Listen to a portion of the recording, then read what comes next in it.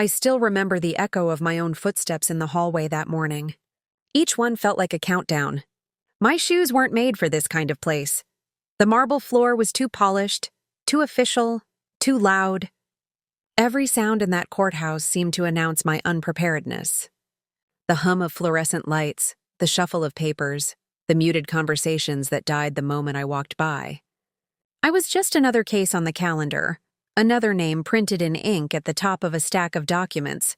But to me, this day was the edge of my entire world. I was 6 months pregnant.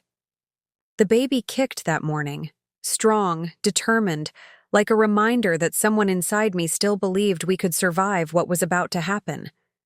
My palms were slick with sweat, and my throat burned from the effort of not crying since dawn. I had promised myself I wouldn't cry today. I had cried too much already, in hospital waiting rooms, in parking lots, in bathrooms where the water ran to cover the sound. But courtrooms don't care about tears. They care about words. And today, mine would be used against me. The double doors ahead of me looked heavier than anything I'd ever seen. My lawyer, Julia, walked slightly ahead, speaking in low tones I couldn't hear. She was good, efficient, calm, too calm. She didn't know what it meant to carry both a child and a storm inside your body. When she turned to look at me, she smiled that professional smile that's supposed to say, "Trust me," but all I saw was distance. "Are you ready, Claire?" she asked. The question landed like a stone. Ready? Ready for what? To lose? To defend the truth that had already been rewritten by someone else? To face the man who had sworn he loved me, now sitting across the aisle with his perfectly pressed suit and his new attorney and his practiced sympathy? "As ready as I'll ever be," I said, though my voice sounded like it came from someone else. We entered the courtroom. The air was cold, conditioned into submission. The smell of old paper, wood polish, and nerves filled the space. I could feel eyes on me, the curious, the judgmental, the quietly pitying. People always look at pregnant women differently, but here, it wasn't tenderness I saw. It was calculation. He was already there. Daniel, my husband, my almost ex-husband. He didn't look up at first. He was scrolling on his phone as if this were just another meeting in his calendar.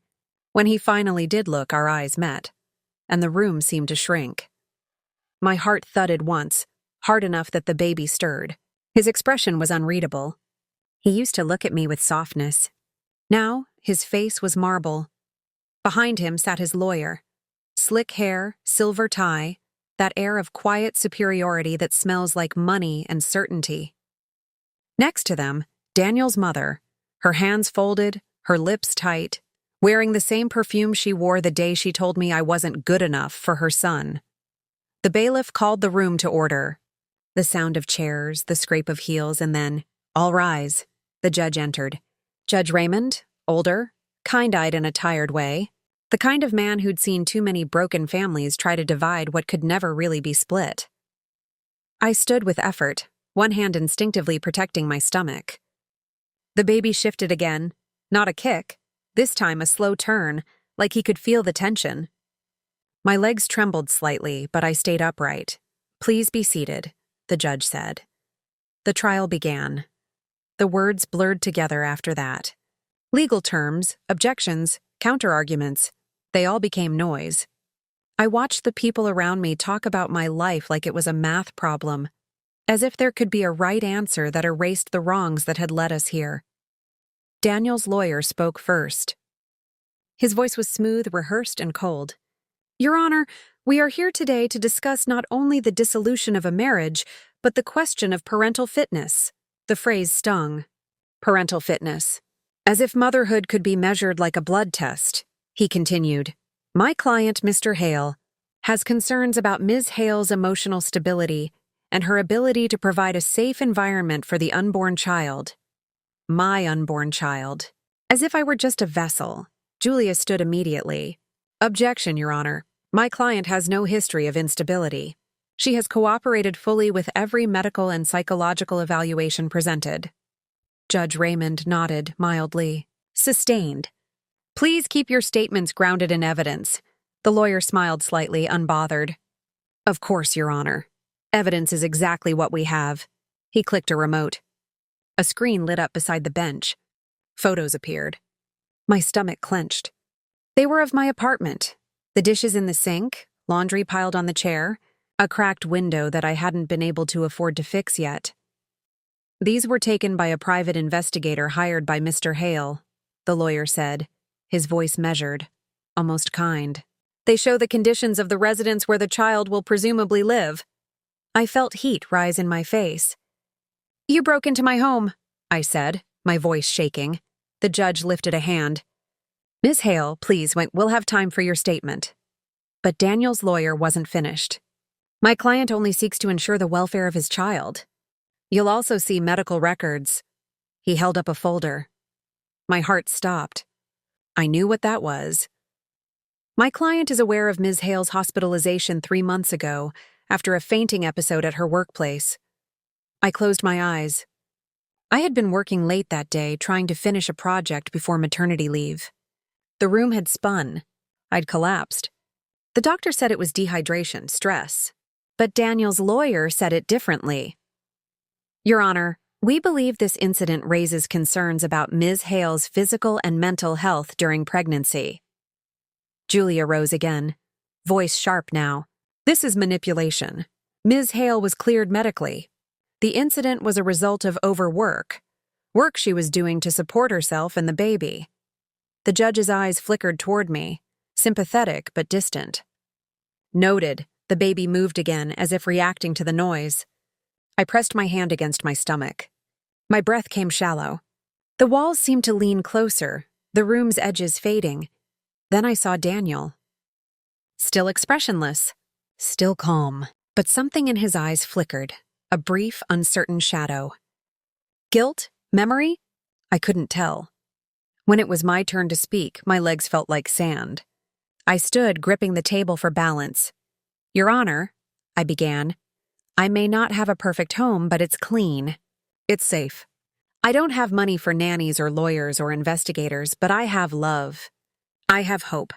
And I have a child who deserves better than to be used as evidence. My voice cracked, but I didn't stop. Daniel wasn't always like this. There was a time he held my hand during every doctor's appointment. He painted the nursery walls yellow. He promised me we'd make it. But promises fade faster than trust. He left the night I told him I was keeping the baby after he asked me to terminate the pregnancy.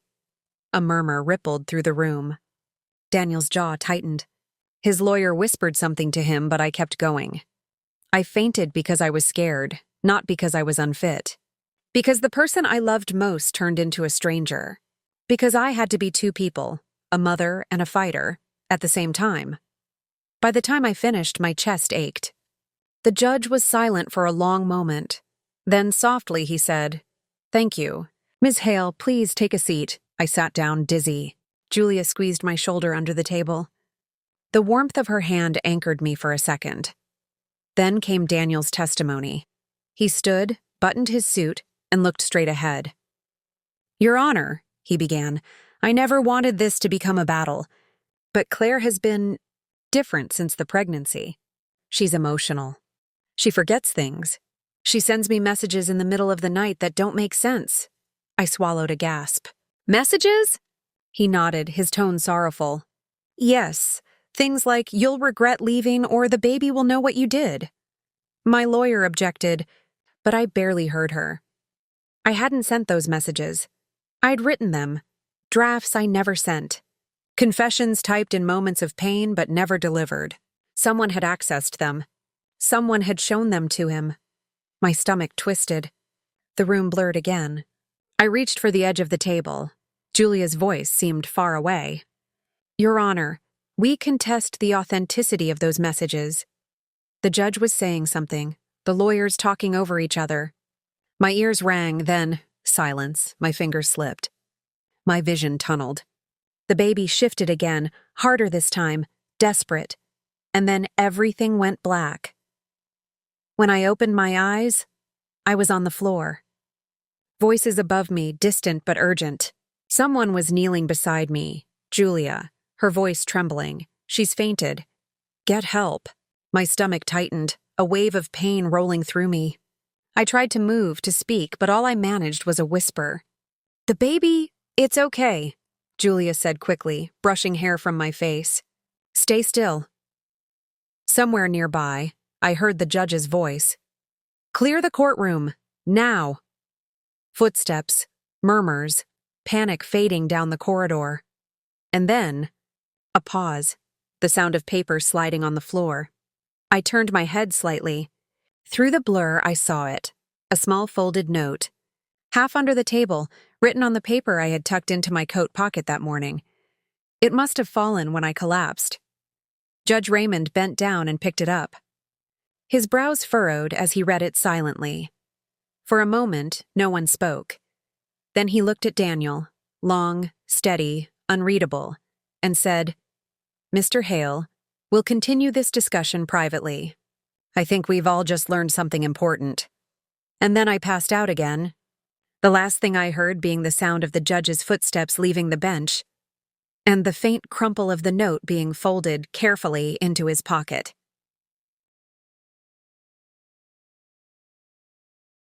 When I woke up, the ceiling wasn't marble anymore.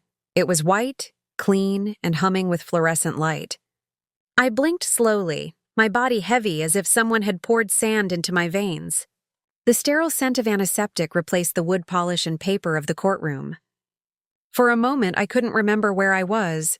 Then I felt it, a soft flutter, faint but unmistakable, and instinct took over. My hands went to my stomach. Shh, I whispered, voice cracked. I'm here. A monitor beeped steadily beside me. My IV line tugged slightly when I shifted. I turned my head and saw Julia sitting in the corner, her phone on her lap, her face pale and exhausted.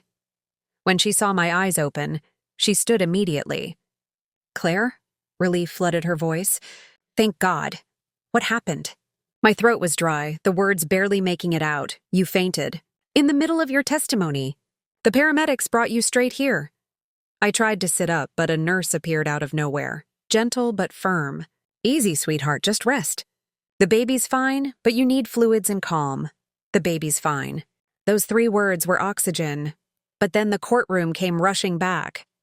The heat, the noise, the look on Daniel's face, and the note. The note I had seen fall to the floor. The note, I murmured. Where's the note? Julia hesitated. The judge has it. My pulse quickened. He read it? She nodded slowly. He did. And Claire? She paused. It changed everything. The nurse adjusted my drip and slipped out, leaving the air thick with silence. Julia pulled the chair closer to the bed. Her voice lowered. Judge Raymond called a recess after you fainted. He cleared the courtroom, sent everyone out, even Daniel. Then he came to see me privately. What did he say? She leaned forward, elbows on her knees. He asked if you wrote that note. If it was real, I swallowed. What did he see?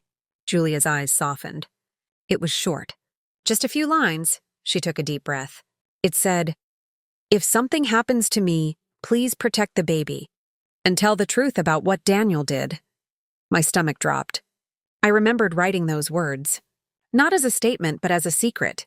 Late one night, sitting on the edge of the bed, shaking with fear after hearing something I wasn't supposed to hear. Daniel had been on the phone that night. The call he said was work. But I'd heard a woman's voice on the other end. Heard my name.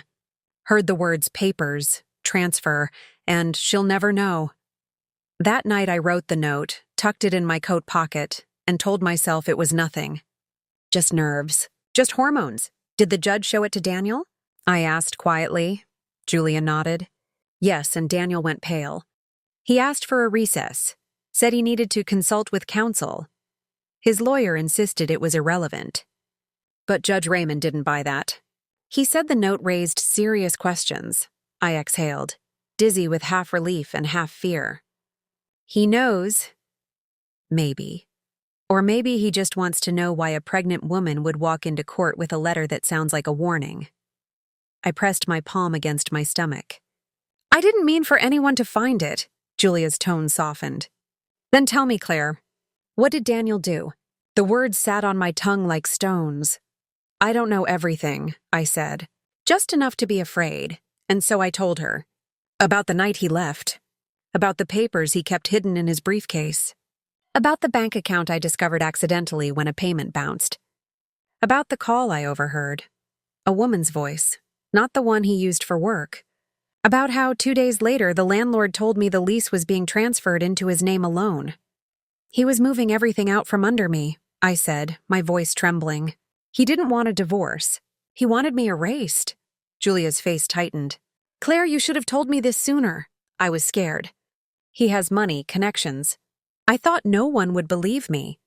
They'll believe you now, she said. The judge saw that note. It's evidence of coercion, of fear. And if there's anything to support it, it could change the entire custody case. I closed my eyes. He's going to hate me for this. Let him, Julia said. You've already been through hell trying to survive his love. That afternoon, Judge Raymond requested to see me privately, without the jury, without Daniel. The nurse insisted I shouldn't leave bed, but I refused to stay. I needed to see him. Julia helped me dress. I was weak, my steps slow, but my will had sharpened into something I didn't recognize. The judge's chambers were warm and quiet, a stark contrast to the courtroom's tension. Bookshelves lined the walls and sunlight streamed through half-closed blinds.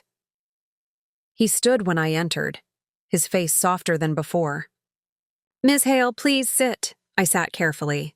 My body felt heavier than usual, as if the baby sensed the gravity in the air. I'm relieved to see you're recovering, he began. You gave everyone quite a scare. Thank you, Your Honor. He nodded, then held up a folded piece of paper. The note. This is yours, I presume? Yes. He studied it again.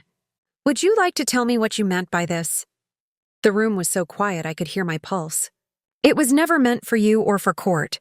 It was something I wrote for myself, in case things went wrong. Wrong how? I hesitated. The baby kicked, sharp, insistent. Like a signal. Because I was afraid of my husband, I said finally. Afraid of what he might do once he realized I wasn't going to disappear quietly. The judge's brow furrowed. Disappear? I nodded. He's been transferring money, cutting me off. I think he's preparing to leave the country after the baby's born. Without me, the judge's eyes darkened slightly. Do you have proof of this? Not yet. But I heard him. I know what I heard. He leaned back in his chair, thoughtful. Ms. Hale, I've been doing this for a long time, and I've seen fear in many forms. But the way you're looking at me right now, that's not fear. That's exhaustion. The kind that comes from fighting alone. My throat tightened. That's exactly what it is. He nodded slowly. I can't take sides, but I can protect your right to be heard. The court will adjourn for 48 hours. Use that time to rest. And if you have anything more to tell me, anything at all, I expect you'll find a way to make sure I hear it. I understood what he meant. He wasn't asking for more evidence. He was giving me permission to speak the truth. That night, Julia drove me home. The streets blurred through the car window, city lights melting into long ribbons of gold. You should stay with your sister, she said, at least until the next hearing. I can't, I said. Daniel knows where she lives. If he's angry, I don't want her near that, she sighed. Then promise me you'll lock the door and call if anything happens. I nodded. But my mind was already elsewhere. Back in the courtroom, back on the judge's face as he read the note, and back to the weight of the secret I still hadn't told anyone, because there was something I'd left out. Something I'd hidden even from Julia. The note wasn't the only thing Daniel wasn't supposed to see. There was another letter. One I hadn't written. It had been slipped under my apartment door 3 nights before the trial. No envelope. Just folded paper, written in neat handwriting I didn't recognize. It said, he knows. Protect the child, no name. No signature, just those 4 words. And when I'd asked Daniel about it, half joking, half afraid, he'd smiled that terrible, polite smile and said, You really shouldn't believe everything that slipped under doors. Lying in bed that night, the baby pressed against my ribs, I whispered into the dark. We're almost there, little one. Just a little longer. But deep down, I knew the trial wasn't just about custody anymore. It was about survival. And somewhere inside that courthouse, between the truth and the lies, A single piece of paper had started unraveling everything Daniel had built to hide what he'd done. The world inside the courthouse had changed since the day I fainted. The next time I entered, there were fewer whispers, fewer eyes pretending not to look at me. The marble floors no longer echoed with judgment, but with curiosity, because word had spread about the note, about the fainting, about the judge who called an unscheduled recess after reading something that made his expression turn from law to conscience. I held my breath as I crossed the hallway. Julia walked beside me, carrying the same folder she always did, but today she held it differently, tighter, as though it contained something alive. "Remember," she said quietly, "speak only when you need to. Let the silence work for you," I nodded. My hands trembled against the swell of my belly. The baby had been restless all night, as if even in the womb, he could sense that truth was about to walk into the light. When we stepped inside, the courtroom felt colder than I remembered. Daniel was already there. He didn't stand when I entered. His gaze followed me, calm, careful, the way a wolf watches something it used to love. His mother wasn't with him this time. That told me everything. The judge entered a few minutes later. He looked different too, not softer but heavier, as if the night had carried more than sleep. "Court is back in session," the bailiff said, and everyone stood. I thought I was ready. But then Judge Raymond spoke. "Before we resume today's proceedings," he began, "the court has reviewed new evidence that came to light following Ms. Hale's hospitalization. Certain matters require clarification, particularly regarding the authenticity of the note found on the courtroom floor." A murmur rippled through the room. Daniel's lawyer leaned toward him, whispering something urgent. Daniel's face stayed composed, but I saw the muscle in his jaw tighten, a tiny betrayal of fear. Julia gave me a single, sharp nod.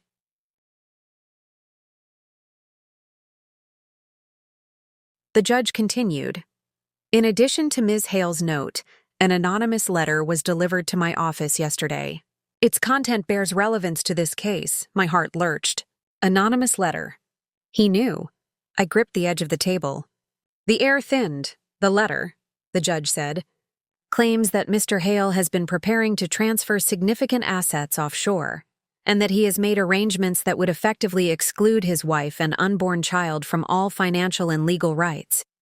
It also suggests possible witness intimidation." Daniel's lawyer shot to his feet. "Your Honor, this is absurd. There's no evidence to support."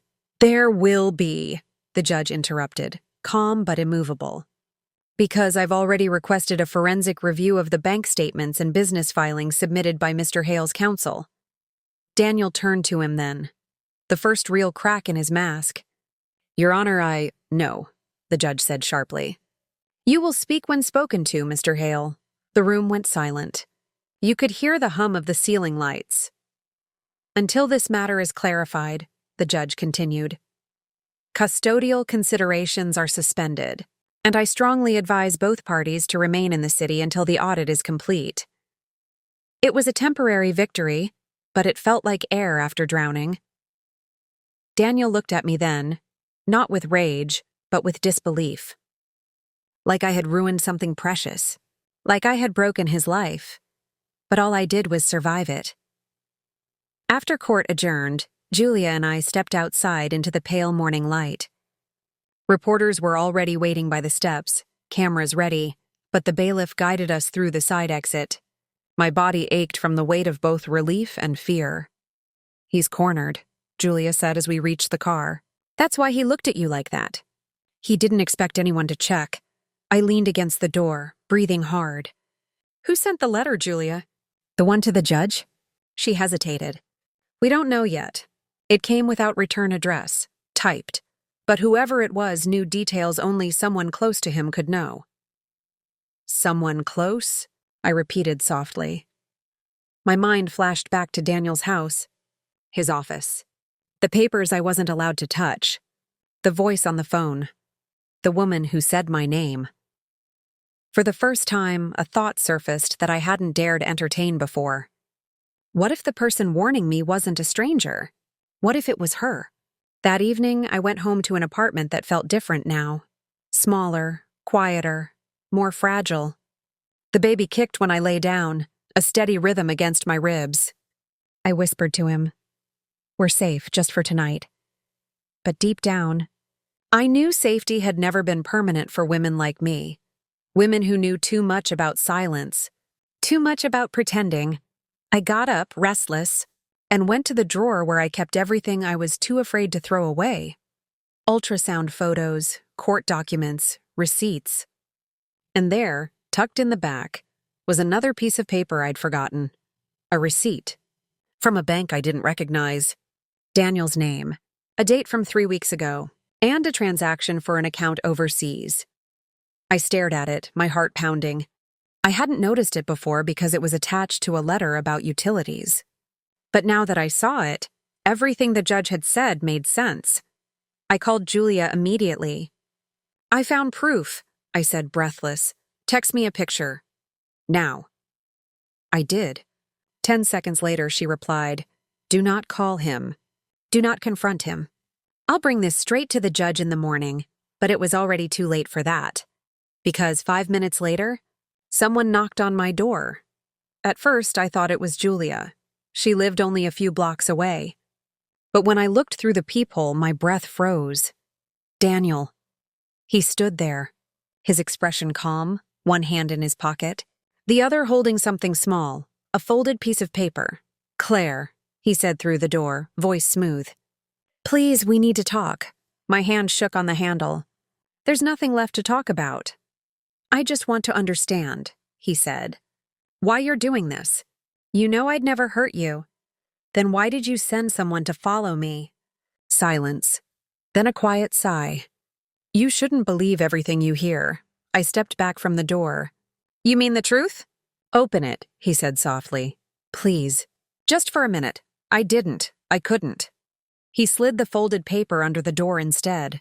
The same smooth motion as the last time. Then his footsteps retreated down the hall.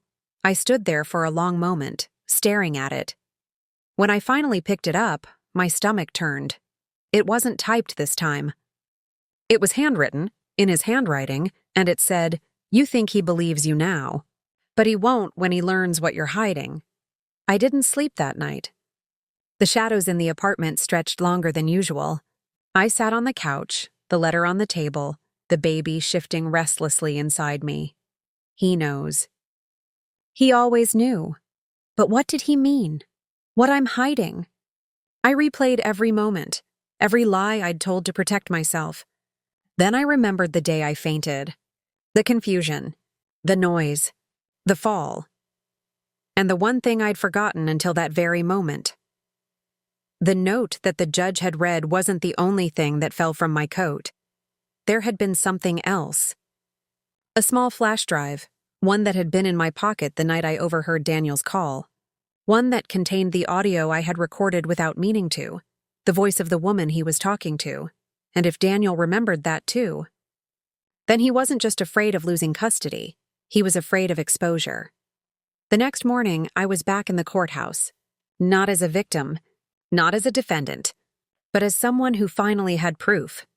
Julia met me at the entrance. Her face was pale. "The judge called for a closed session. He wants to hear your statement privately." "Does he know about the flash drive?" "Yes, and Claire. Whatever's on it, he's already heard it."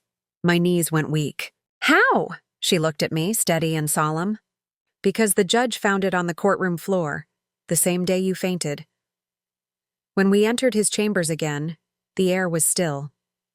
Judge Raymond sat behind his desk, the note and the flash drive beside him. He looked at me, not as a judge, but as someone who had finally seen the whole picture. "Ms. Hale," he said quietly, "the evidence you dropped was illuminating. The audio recording you unknowingly captured corroborates the anonymous letter's claims." I felt my pulse in my throat. "You listened to it?" He nodded. "I did. And I think you deserve to know. The woman on that call wasn't who you thought." My hands trembled. "Who was she?" He leaned forward, voice steady but heavy. "Your husband's attorney." For a moment, I couldn't breathe. "His what?" She's been advising him on how to conceal assets, and she's personally involved with him. The conversation makes that very clear. I closed my eyes. The world spinning. The same woman who stood across from me in court, questioning my worth as a mother, was the one Daniel had whispered to at night. And the judge had heard it all. "Ms. Hale," he said gently, "you've endured enough deceit. But you need to understand something. The law will handle him now. You don't have to fight alone anymore." Tears blurred my vision. "I just wanted peace. And you'll have it," he said. "For yourself and for your child." He paused, then added, almost to himself, "It's rare to see truth reveal itself by accident. But sometimes the right note falls exactly where it's meant to." When I left his office, I didn't look back at the courtroom. The fight wasn't over yet, but for the first time it wasn't mine alone to carry. I rested a hand on my belly.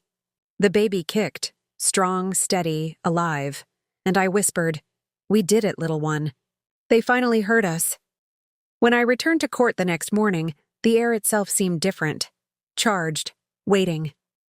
The world outside that courtroom still went on. Reporters whispering outside, clerks shuffling files, the hum of the city beyond the marble walls. But inside, time had slowed to a heartbeat. The judge's discovery had changed everything.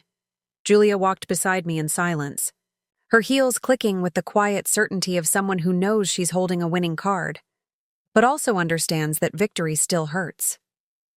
I, on the other hand, felt hollow.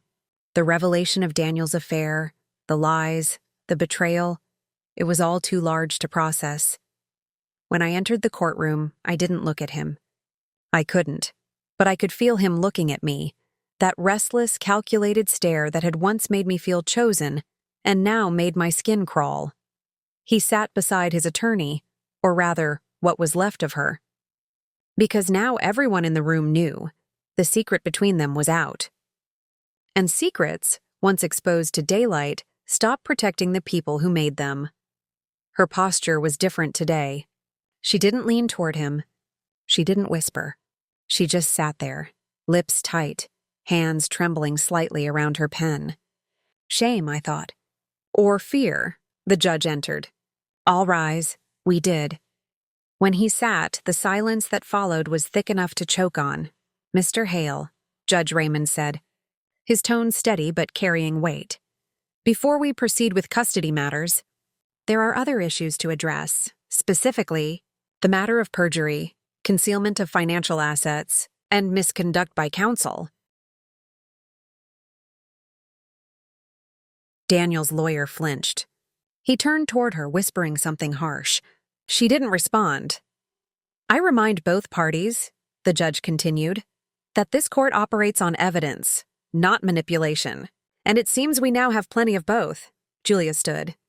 "Your Honor, on behalf of my client, we've submitted the audio recording retrieved from the flash drive. It clearly establishes a conspiracy to conceal assets and evidence of collusion between Mr. Hale and his counsel." The judge nodded. "Indeed, I've reviewed it." He turned toward Daniel's table. "Mr. Hale, do you deny the voice on that recording is yours?" Daniel straightened his tie, his mask cracking just slightly. "Your Honor, I may have spoken with my attorney in private moments, but—" "Private moments?" The judge's voice cut like a blade. "Those moments included explicit discussion of how to hide financial transfers from your spouse and how to portray her as unstable before this court. Is that correct?" Daniel's jaw clenched. "I was under pressure. My attorney advised." "That's enough," the judge said sharply. He turned to the woman beside Daniel. "Ms. Crawford, do you wish to respond?" She hesitated. Every eye in the room turned to her. For a long moment, she stared at the table. Then she whispered, "Yes, Your Honor." She rose, her voice brittle but clear. I advised him. And I crossed a line." A gasp rippled through the courtroom. Daniel turned to her, disbelief flashing across his face. But she wasn't finished. "He wanted to move money. He said he needed to protect himself from what he called the emotional liability of the pregnancy. He told me his wife was unstable, that she'd ruin his reputation. And I believed him. Until I heard the recording. Her voice trembled now. I didn't know he recorded me too. I didn't know what else he planned to destroy. The judge leaned forward. Ms. Crawford, you understand the gravity of your admission? I do, Your Honor, and I'll accept whatever consequence comes. He nodded. Then sit down. The court thanks you for your honesty. Daniel was pale now. He opened his mouth, but no words came. I could feel my pulse in my fingertips. For months, I had been made to doubt every truth I felt. And now, piece by piece, his lies were crumbling where everyone could see. The next part of the hearing moved slower, deliberate. Julia presented the receipt I'd found, the bank transfer Daniel had tried to hide. She laid it before the judge, along with copies of statements from the audit the court had ordered. Over $250,000, she said, transferred to a private account in Zurich. 2 weeks before filing for divorce. The judge's eyes hardened. Mr. Hale, would you like to explain this?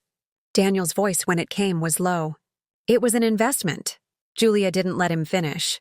An investment that coincidentally matches the same amount he attempted to withdraw from their joint account, only to claim later it was lost to a scam.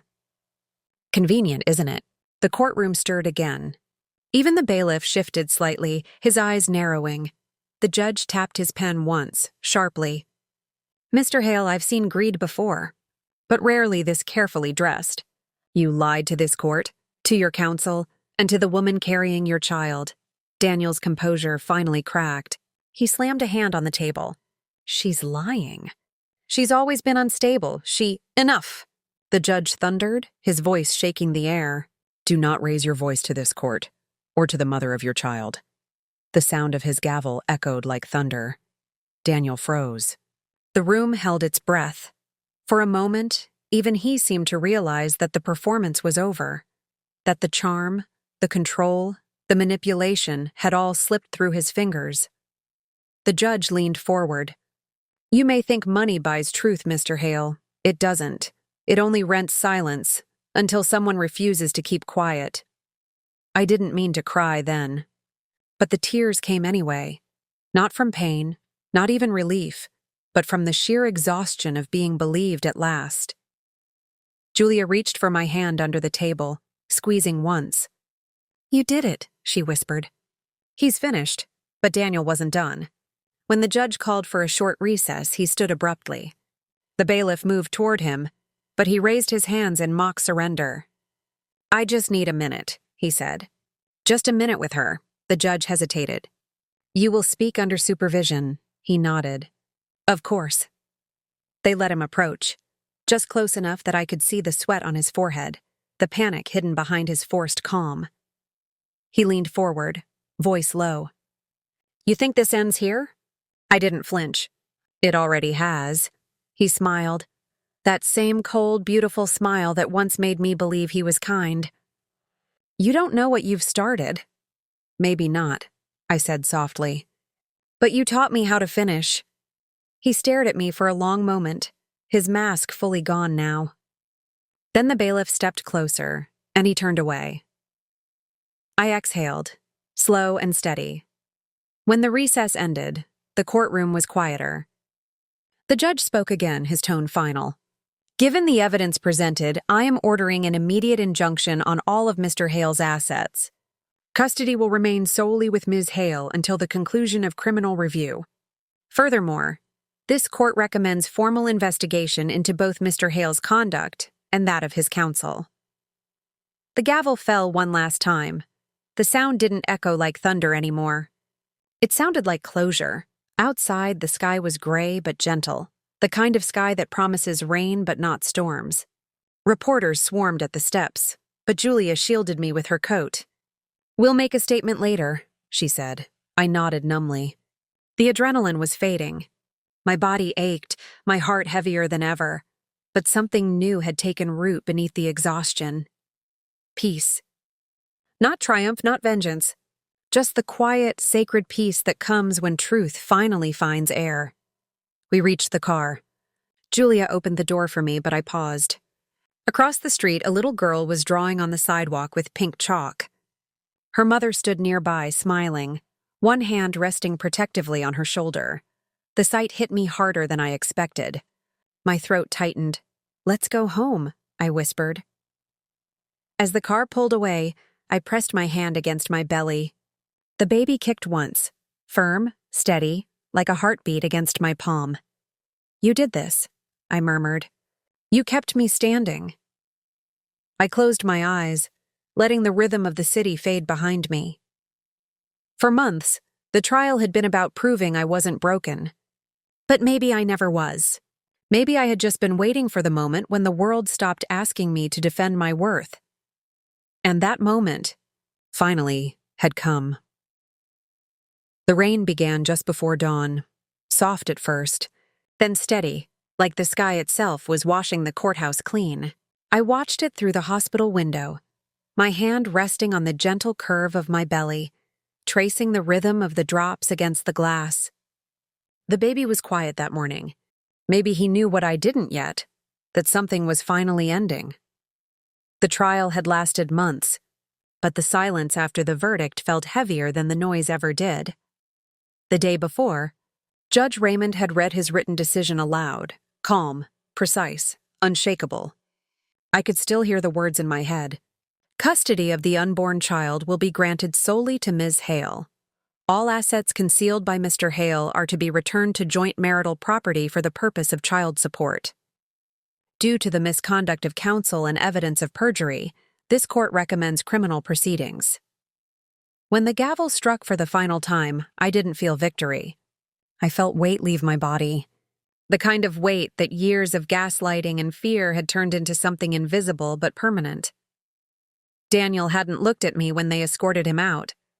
His eyes were empty, like someone who'd stared too long at their own reflection and found nothing left behind. His mother had sobbed quietly in the back row. Julia had cried too, but hers were tears of release. And me? I sat there, still as stone, my hand on my belly, feeling life kick against the ribs of a woman who had finally been believed. Now, one day later, I sat in the maternity ward, waiting for discharge papers. The faint antiseptic smell, the quiet shuffle of nurses, it was all oddly comforting. After everything, hospitals no longer felt like fear. They felt like aftershocks. Julia arrived with coffee and an envelope in her hand. Her hair was wet from the rain, strands clinging to her face. "You look better," she said softly. "I feel lighter," I answered. "Not happy yet, just lighter," she smiled. "That's a start." She placed the envelope on the blanket beside me. "The judge asked me to give this to you personally." I stared at it. "What is it?" He said it wasn't part of the record. Just something he thought you should have. Her tone carried weight, the kind that makes you sit up even when your body begs to rest. When she left the room, I opened it carefully. Inside was a single handwritten note, on the same heavy cream paper the court used for rulings. The handwriting was firm, old-fashioned. "Ms. Hale, there are verdicts the law can give, and others it cannot. You fought not only for your child, but for the truth about the quiet kind of cruelty, the one that hides in charm and reason. The world rarely punishes that, but you stood against it anyway. You fainted in my courtroom the day truth tried to escape your body before words could. I hope you'll forgive the intrusion, but the note I found that day reminded me of why I became a judge in the first place. When your child asks you one day who their mother was before they were born, tell them she was someone who refused to disappear. Rest now. You've already done the hardest part. Our Raymond and I didn't realize I was crying until the ink blurred under my thumb. The rain outside had turned heavier, streaking down the glass like the world was writing its own letter. I pressed the note to my chest, whispering, "Thank you." That afternoon, Julia drove me home. The city was gray and half asleep, the streets glistening with puddles. Every corner looked different now, softer maybe, or just more honest. When we pulled up to my building, she turned to me and said, "You know, you could start over anywhere now. Fresh name, fresh home? You don't owe this place anything." I looked out the window, at the little patch of garden behind the apartment where weeds had grown wild, where I used to sit and imagine futures that didn't come. "I know," I said. But I think I want to stay. Not for him, for me. I want this place to have a new story, she smiled. Then write it. The apartment was quiet when I walked in. The walls still carried faint echoes of arguments long past, but now they felt distant, like someone else's memories. I made tea, the same way I used to before everything went wrong. 1 cup for me, 1 for the little life inside me. The ritual steadied my hands.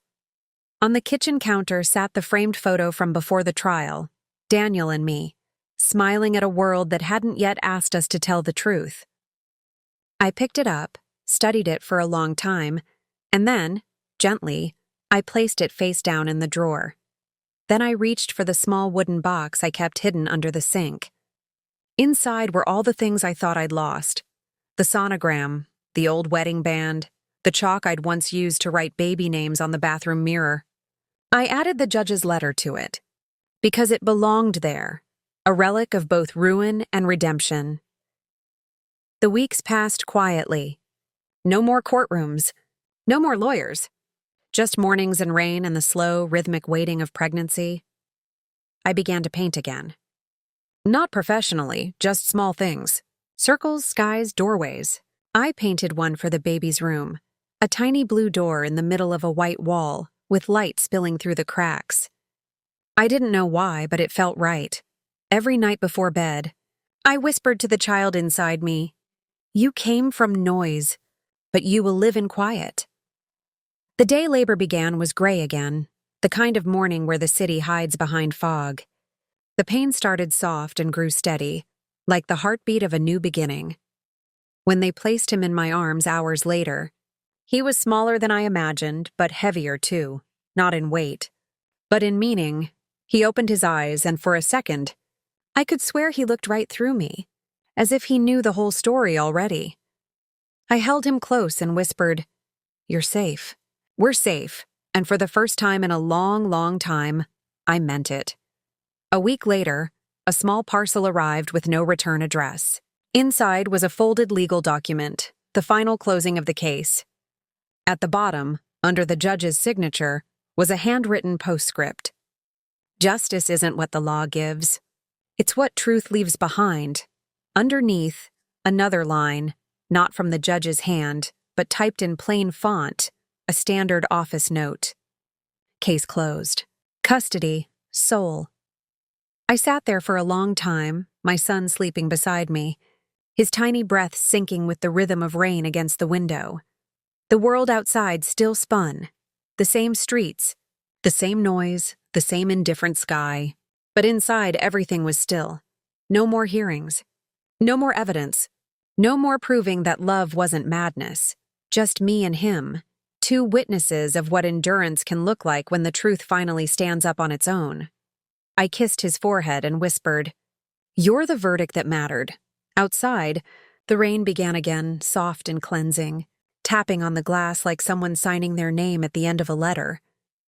And somewhere in the distance, in a quiet courtroom with empty benches and papers neatly stacked, a single note still rested in a drawer.